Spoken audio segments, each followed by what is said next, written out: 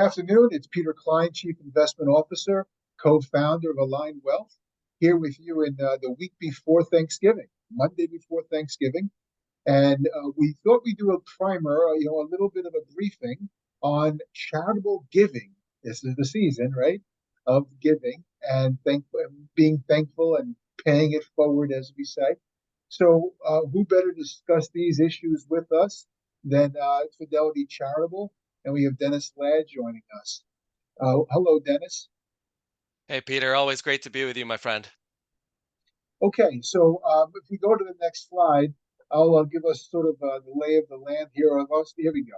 So the agenda for today, we're going to talk a bit about one's philanthropic goals. And this is important because when we're sitting around that Thanksgiving Day table on Thursday, and we've got multiple generations of folks around that table, often comes, what often comes up is the idea of giving back and how best to do that, what areas we want to focus on, what segments of the philanthropic arena is most important to the family and to their values. So these goals are important, but then it's how to, right? We're going to talk with Dennis about this, how to make the most of your contribution and how to sort of what's the best vehicle for you to do so. And can donor advised funds help? And of course, we have tax advantages associated with this. Obviously, we are not tax advisors. So by all means, speak to your accountants and your tax professionals, but we'll give you a bit of the lay of the land so you can think about it. Next slide. Okay. So the first question that we talk about around that proverbial Thanksgiving Day table is what are we trying to accomplish? Now, I wrote a piece a few weeks ago about the roundup mechanism you see a lot in when you check out electronic, when you check out at grocery stores and the like. And someone was saying to me, "Oh, that's philanthropy," and I sort of pushed back against that a little bit, and I said, it's convenient, it's nice, it's all good, but philanthropy requires, in my view at least, it requires a strategic focus. It's not to be done haphazardly. It is not to be done simply with a checkbook. And oftentimes it is. And, it's great, but it can be done so much better. You have to have alignment with the family. You have to have a buy-in with the rest of the folks in your orbit. And look at these nonprofits and evaluate them and to see if they're doing what you want them to do. And then make bigger, more substantial, more consistent grants to move the needle. That's at the end of the day. At the end of the day, that's our goal. Our goal is to have impact, not just to write a check and say done. It's to make impact. What is my contribution doing? And I know Dennis will speak about this as well. Mid-sized donations, larger donations like endowments and of course family foundations will cover the gamut. Okay. Now, there's also the issue of lifetime gifts, in other words, giving while you're alive, periodically. And then, of course, when you're no longer here, maybe through your will or through a setup already established, you have the plan in play to be able to continue your giving. Imagine a foundation or a donor advised fund being taken over by your successor, and now it's still giving your legacy lives on, and that's really at the heart of the matter here: legacy and impact. And you could do this in various, as we'll learn, you could do this in various different ways. Of course, we've mentioned the somewhat ineffective check writing gifting, but then of course you have using, I think this is certainly a lot more tax efficient, using your highly appreciated shares and investments to fund your giving, and we'll see the tax advantages of that. Dennis is going to speak about the QCD. This is the Qualified Charitable Distribution from your IRA using the RMD effectively. Of course, the Donor Advised Fund. Fidelity is a leader in that space. Many of you may have heard of the community foundations. The local organization that understands the issues and the problems and the opportunities for philanthropists or just givers, right? To help in those communities. And those folks are very helpful when you are getting strategic and you're focusing on that impact. You can reach out to them, they will brief you, and they'll give you a whole bunch of data. And then you can come back to that round table of your family and say, I've got this important issue that's in our backyard, and here's the data that supports this issue, and here's what we can do to help. Family foundations we've spoken about, and charitable gift annuities is also something that we've heard a lot about. Okay, we continue. Why don't you take this one, Dan? Thanks so much. Yeah. I'd have to say, this is probably the second most popular question that we get here at Fidelity Charitable. Of course, number one is, what is a donor advised fund and how does it work? But number two, a lot of donors reach out and the advisors and attorneys and CPAs that they're working with, and they ask about QCDs.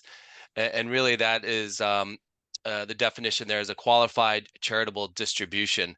And you can see the definition as it lists here on the slide. But really, this is a very, very common giving strategy. But note there are a number of specific nuances that you have to be familiar with. The first and foremost is that you must be at least 70 and a half years old at the time that you request this QCD. You can leverage traditional IRAs, inherited IRAs, and the like. And that's an important thing to note as well. And then the maximum that you can contribute utilizing the QCD, this qualified charitable distribution to a charity, is $100,000 in a year. This is going to come directly from your IRA custodian, and it has to go to an operating charity. So the last point is something that I always share with donors because they ask me, like, hey, can't we just put this in our donor advised fund? Can't we just put this in a private family foundation? The short answer is no. You cannot. You can only move these QCD funds to an actual operating charity. So think of the local homeless shelter or the food shelter or Boys and Girls Club, whatever it might be. It's those types of charities that are actively running charitable programs. So let me set this up for a second, folks. So, we all know about the RMD. Folks who are over 70 and a half have to take out a certain amount of money. It's based on a life expectancy factor from the IRS. And you have to take that certain amount of dollars out of your IRA portfolio that have been sheltered from taxes all this time. And now you have the opportunity, now you have the requirement to take out a certain minimum, right? You can take out more, but there's a minimum. And the reason why the government does that is because they tax it. That's taxable income for that year. So, obviously, when you take this money out of your IRA, you expose it to taxation, and then you pay your taxes when they're due, or you withhold. What the QCD allows is to take that money out and give it, as Dennis explained, grant it to a 501c3 bona fide nonprofit. So it cannot be anything that's sort of, a friend who's raising money for somebody. It's got to be an operating nonprofit, and then if you do that, then it's not taxable. Is that right, Dennis? That's exactly right. It is a great way to keep that taxable income lower. And that's where sometimes, even if we see donors that have an existing donor advised fund, sometimes it might be a better option actually to leverage the QCD because of that fact that it might be just from a tax perspective. And that's where, again, as you mentioned, tax professionals are better to opine on this. Right. But really just really looking and making the educated decision on what would be a preferable strategy in the specific year, because as we know, every year changes. Right. Many of our clients have income coming in from their taxable portfolio, and the RMD is almost an annual tax bill essentially that they don't really need, and they don't need the capital, so they say to themselves, "Here's a way for us to avoid the taxation and do good while we're doing so." So, very nice program. What do we have as next? Ah, Oh, let's just maybe level set a little bit about yeah. Fidelity Charitable. So, so we've been around since 1991, and we are an independent 501c3 public charity. Our mission is really simple. For those of you that aren't familiar with Fidelity Charitable, it's really to help grow philanthropy here in America. And we really do that by through our donor advised fund program. We call it the giving account. We try to make charitable giving really simple, very effective, but also accessible to all. We have no minimums, so regardless if you're putting $1,000 in or a few $1 million in, it's a terrific vehicle, and we'll definitely get more into that. A lot of numbers on this page, but the thing that we're definitely most proud of is that we are the nation's largest grant maker, really by far. You can see $61 billion has gone out. Since our existence, just last year alone, $11.2 billion went out to over 185,000 charities because of all the donors that we get to work with, and many of which we already work with Peter and your clients on. So it's really terrific. So when we think about this, folks, we think about having, first of all, you need to be charitably minded, right? That's first factor, and some folks are, and some folks aren't. It's under, I understand, but many are. And when you are, the question is how best to be a grant maker. How can you make the most impact from your gift? We talked about the somewhat haphazard check writing kind of thing. This is when you're doing it more structurally, more strategically, where you're putting capital in, and it could be highly appreciated assets where you avoid capital gains treatment, or just cash into the donor advised fund. When you do that, when you put the capital into the Fidelity Charitable DAF, it is no longer your money. You've given it away. They are themselves a nonprofit. So you've made a contribution to a nonprofit, and you only have, and then at that time, you only have an advisory role for this capital, right? It's not your money. You've given it to Fidelity DAF. But now you are allowed to speak with them and to say through us, through your financial advisors, hey, I'd like to take a portion of that amount that I put in there that's grown tax-free, by the way, perhaps over time. I want to take a portion of it. I want to give it to the American Red Cross, or I want to give it to the local boys club, whatever nonprofit. Fidelity will then do the research to make sure that that organization is truly a 501c3 organization in good standing. And once they do that and they have that checked, they will then release the amount that you requested from your fund. Now, that fund could be called anything you want it to be called. It could be, the Jones Family Fund, or it could be called something more innovative, whatever you might think. It could be a family, sort of mantra or something. So there's some innovation there, which is cool and interesting. It gets the family involved. So there's a lot of good stuff that comes from this. We'll talk, and there's also a successor trustee that when you're no longer there, someone else is taking this legacy over. Next slide. Okay. Dad? Yeah, let me just talk quickly, like why I think we're all here. As Peter said, this is our favorite time of the year. It's giving season. People are really families are thinking about their charitable donations and who they want to support, how much and when. When you think about America, just as you step back a little bit, we're the most generous nation on earth, right? $485 billion went out. You can see here from 2021, which is just an amazing number. This comes from our friends at Giving USA. The column on the right, a lot of times families think that's actually coming from big corporations, big foundations, right? Ford Foundation, Bill Gates Foundation, what have you. The reality is 67% of this philanthropy is done by individuals, people like all of us here on the call today. So I think that's, whether it's you're making that $5 donation to the local soup kitchen or $10 for your friend that's running the marathon, whatever it might be, those types of donations all add up over time. And you can see there it's still mostly led by individuals, which is pretty cool. I love this graph. I remember mentioning this concept in the book I wrote, Passion for Giving, some years back. Folks, it's real interesting. Lest you think that other countries are similar to the United States in their giving, you'd be off base. The next biggest giver nationwide is the UK, and it's probably half to a third of what the United States gives. And if you think about the history of why Americans are so philanthropic, it comes to the basis of our what we're all about, independence. We did not want back in the day, 200 years ago when this sort of began to, culminate and germinate. We didn't want to be held by the forces of the government. We wanted to be able to help our communities and the people around us, and we do that through philanthropy. Our messaging here today is let's get it to be hyper impactful, and that I think we do that by being constructive, by doing the research, by thinking outside the box, and to really get the family involved. That's when the legacy takes the next level.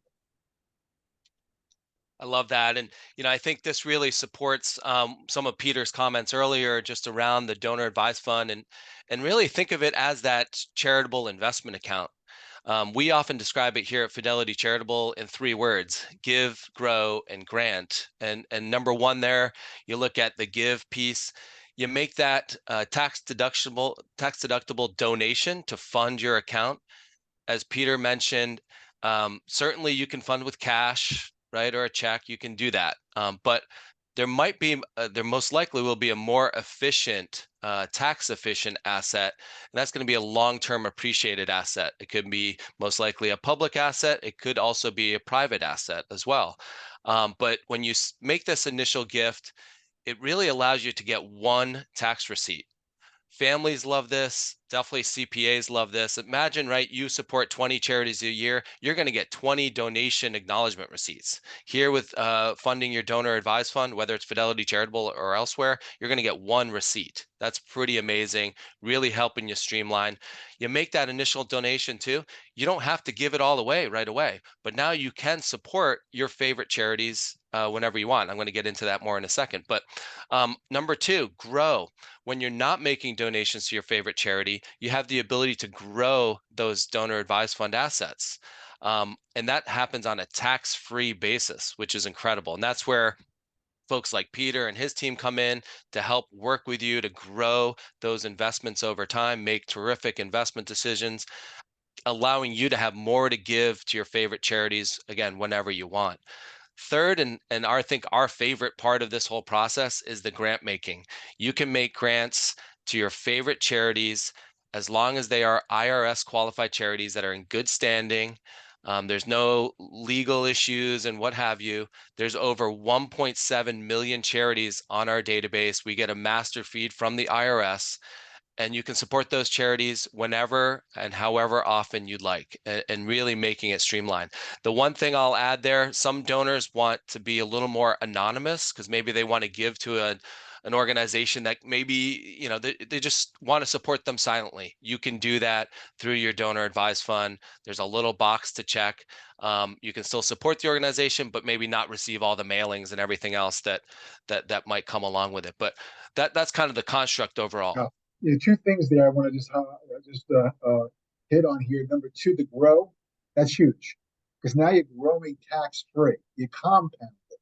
Now you're compounding the assets for future gifting. I love that. Number two, this being anonymous factor for those folks that are entertaining foundations, and there's a lot of differences with that private foundations and donor advised fund. The one big thing though is that private foundations are anything but private. I mean, everything you do in a private foundation, everything you do is documented in the public record. So, look, that's okay, but oftentimes you may want to make a charitable donation to a nonprofit, and maybe for whatever reason, you don't want to be in the forefront, have your name out there. And so using the donor advised fund, you could do that anonymously. Excellent.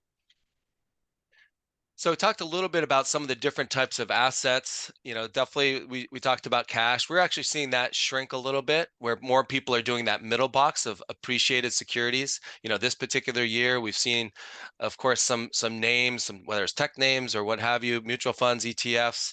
Some of those names have some really nice long-term appreciation. So those can make terrific assets to donate. The last box people probably aren't as familiar with. Those are complex or illiquid assets. Think if you're a business owner and you're having a liquidity event, you're selling your business or getting another round of funding or financing. Think about if you're a private equity or hedge fund investor, or maybe an employee of one of those types of firms. Think about if you're a corporate executive and you get restricted stock or equity compensation as part of your compensation package. Maybe you still have cryptocurrency and you have Bitcoin or Ethereum, right? Those types of assets can be terrific charitable assets. And it's always not top of mind for donors. But again, talk to Peter, talk to me. We'll walk you through that and why that could be a really interesting area to explore. Yeah, I had forgotten about that. That's a good point, Dennis. Thank you. Yes.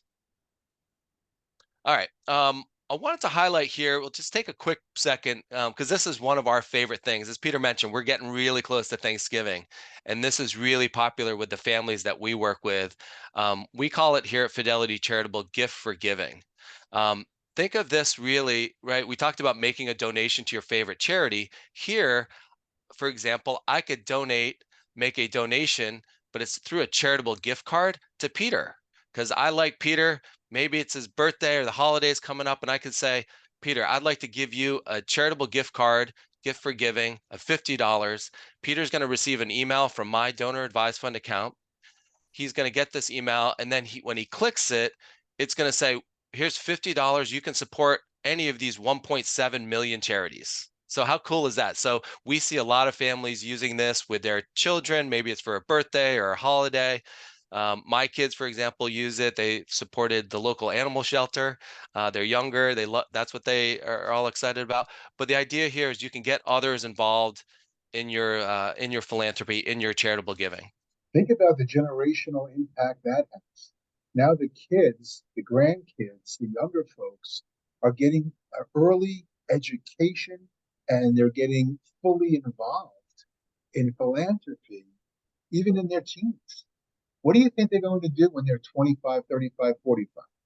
They're not going to stop giving. They're going to amp it up, and it's going to be even more impactful. So what we are laying the seeds for great opportunities in the future. I love it. And not only is it the philanthropic muscle that they're learning to exercise at a young age, but then they're also doing maybe some research. Maybe the research means nonprofits. They're thinking, hey, let me see your P&L. Let me see what's going Yep. on. And now they're reporting it to their parents or their grandparents. This is what I found out. I think it's great. Really interesting, very impactful stuff. Yeah, and just to add, like there are guardrails here, so they can only give to charities, right? They can't use it Oh, for other things. So that's why it's a nice way to again softly introduce children to this idea. okay, I didn't know. I forgot about this. This is very cool. Especially this time of year when you get to the holidays, it's really terrific. All right, I'm going to get a little technical now, just talking a little bit about the tax deductions and why um, people, I'm sure, are charitable, but you also want to be tax smart about it. And when you think about the benefits that go along with making donations to fund your philanthropy, I just wanted to outline what this looks like from a tax perspective. So on the left-hand side, you see if you make a cash donation to a donor advised fund or a public charity, again, an operating public charity, you are eligible for up to a 60% deduction on your adjusted gross income. Compare that to making a donation to a private foundation.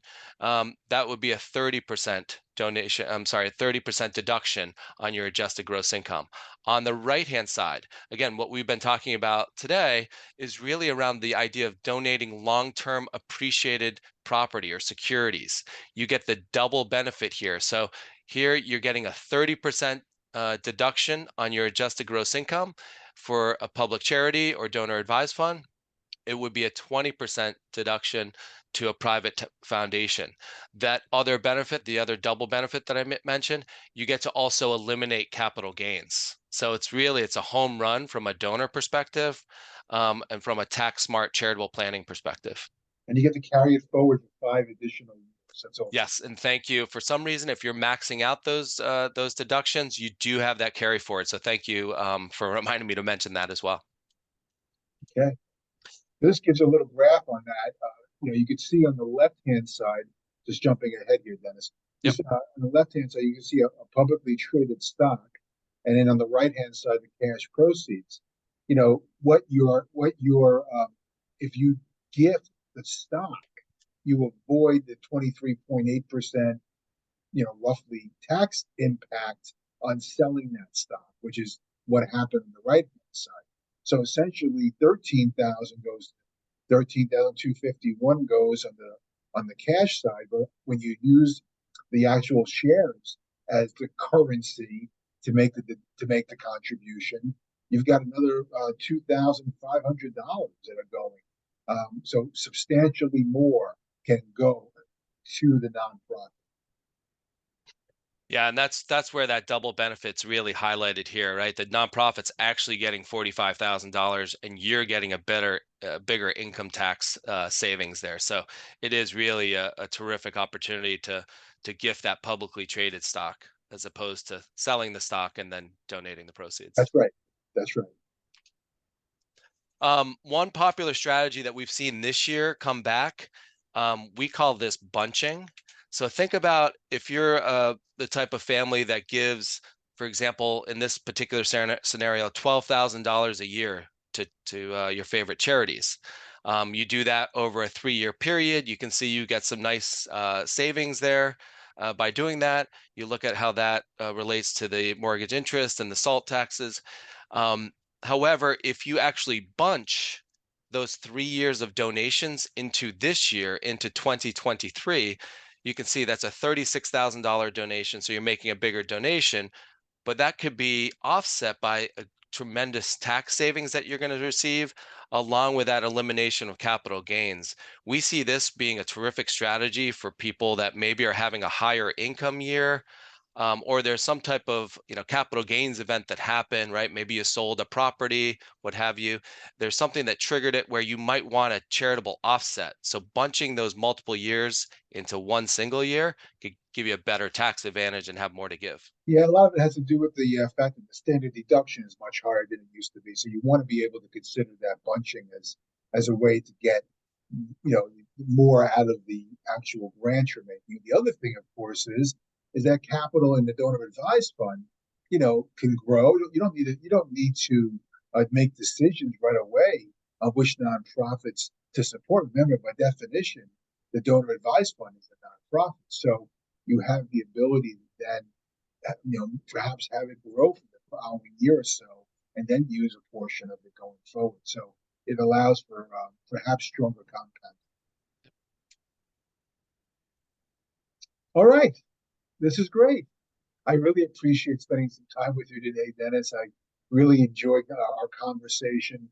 This is the time of year when we're thinking about this, and we think about it because we're very fortunate, we're blessed, and as Americans, we like to give and to help others, and this is a way to do that, and to get the family involved early on, to visit the nonprofits you're supporting, be it the local food bank or the homeless shelter, whatever it might be, your alma mater, whatever it might be. It's a wonderful way to spend the season and start the season off. And I really appreciate you being here today to talk about this. Thanks so much for having me, Peter. Always great to be with you. Have a wonderful Thanksgiving. Thanks again. Thanks all.